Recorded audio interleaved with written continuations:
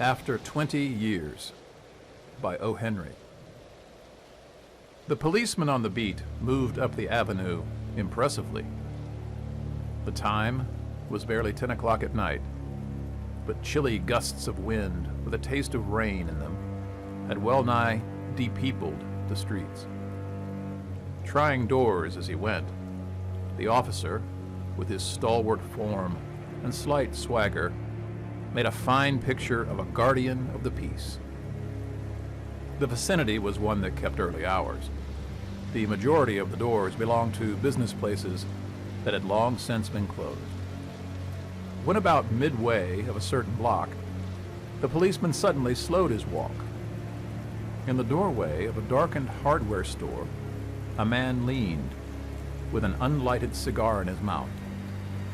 As the policeman walked up to him, the man spoke up quickly. It's all right, officer, he said reassuringly. I'm just waiting for a friend.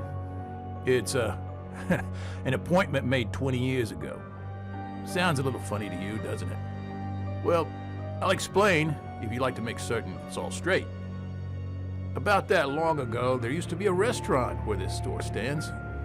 Big Joe Brady's restaurant. Until 5 years ago, said the policeman. It was torn down then. The man in the doorway struck a match and lit his cigar. The light showed a pale, square-jawed face with keen eyes and a little white scar near his right eyebrow. His scarf pin was a large diamond, oddly set. 20 years ago tonight, said the man, I dined here at Big Joe Brady's with Jimmy Wells, my best chum, and the finest chap in the world. He and I were raised here in New York just like two brothers together. I was 18, Jimmy was 20. But the next morning I was to start for the West to make my fortune. You couldn't have dragged Jimmy out of New York. He thought it was the only place on earth. Well, we agreed that night that we would meet here again exactly 20 years from that date and time, no matter what our conditions might be or from what distance we might have to come. We figured that in 20 years, each of us ought to have our destiny worked out and our fortunes made, whatever they were going to be. That sounds pretty interesting, said the policeman. Rather a long time between meets, though, seems to me. Haven't you heard from your friend since you left? Well, yes. For a time we corresponded, said the other. But after a year or two, we lost track of each other. You see, the West is a pretty big proposition, and I kept hustling around over it pretty lively. But I know Jimmy will meet me here if he's alive.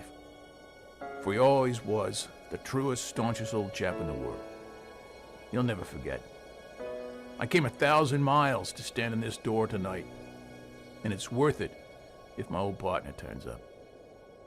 The waiting man pulled out a handsome watch, the lids of it set with small diamonds. 3 minutes to 10, he announced. It was exactly 10 o'clock when we parted here at the restaurant door. Did pretty well out west, didn't you? Asked the policeman. You bet. I hope Jimmy's done half as well. He was kind of a plodder, though, good fellow as he was. I've had to compete with some of the sharpest wits going to get my pile. A man gets in a groove in New York. It takes the West to put a razor edge on him. The policeman twirled his club and took a step or two. I'll be on my way. Hope your friend comes around all right. Going to call time on him sharp? I should say not, said the other. I'll give him half an hour at least. If Jimmy is alive on Earth, he'll be here by that time. So long, officer. Good night, sir, said the policeman, passing on along his beat, trying doors as he went. There was now a fine, cold drizzle falling, and the wind had risen from its uncertain puffs into a steady blow. The few foot passengers astir in that quarter hurried dismally and silently along with coat collars turned high and pocketed hands. And in the door of the hardware store, the man who had come 1,000 miles to fill an appointment, uncertain almost to absurdity, with a friend of his youth, smoked his cigar and waited. About 20 minutes he waited, and then a tall man in a long overcoat with collar turned up to his ears hurried across from the opposite side of the street. He went directly to the waiting man. "Is that you, Bob?" he asked doubtfully. "Is that you, Jimmy Wells?" cried the man in the door. "Oh, bless my heart!" exclaimed the new arrival, grasping both the other's hands with his own. "It's Bob, sure as fate. I was certain I'd find you here, if you were still in existence. Well, 20 years is a long time. The old restaurant's gone, Bob. I wish it had lasted so we could have had another dinner there. How's the West treated you, old man?" "Bully. It has given me everything I asked it for." "You've changed lots, Jimmy. I never thought you were so tall, by 2 or 3 inches." "Oh, I grew a bit after I was 20. "Doing well in New York, Jimmy?" "Moderately. I have a position in one of the city departments." "Hey, come on, Bob. We'll go around to a place I know of, have a good long talk about old times." The two men started up the street, arm in arm. The man from the West, his egotism enlarged by success, was beginning to outline the history of his career. The other, submerged in his overcoat, listened with interest. At the corner stood a drugstore, brilliant with electric lights. When they came into this glare, each of them turned simultaneously to gaze upon the other's face. The man from the West stopped suddenly and released his arm. "You're not Jimmy Wells," he snapped. 20 years is a long time, but not long enough to change a man's nose from a Roman to a pug." "It sometimes changes a good man into a bad one," said the tall man. "You've been under arrest for 10 minutes, Silky Bob.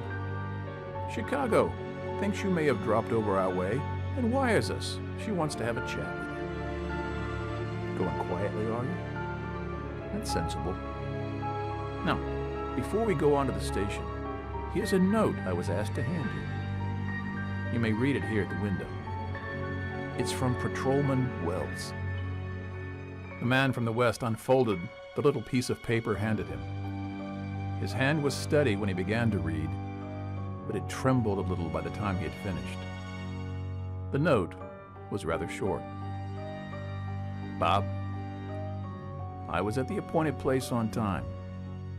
When you struck the match to light your cigar, I saw it was the face of the man wanted in Chicago. Somehow, I couldn't do it myself. So I went around and got a plainclothesman to do the job. Jimmy."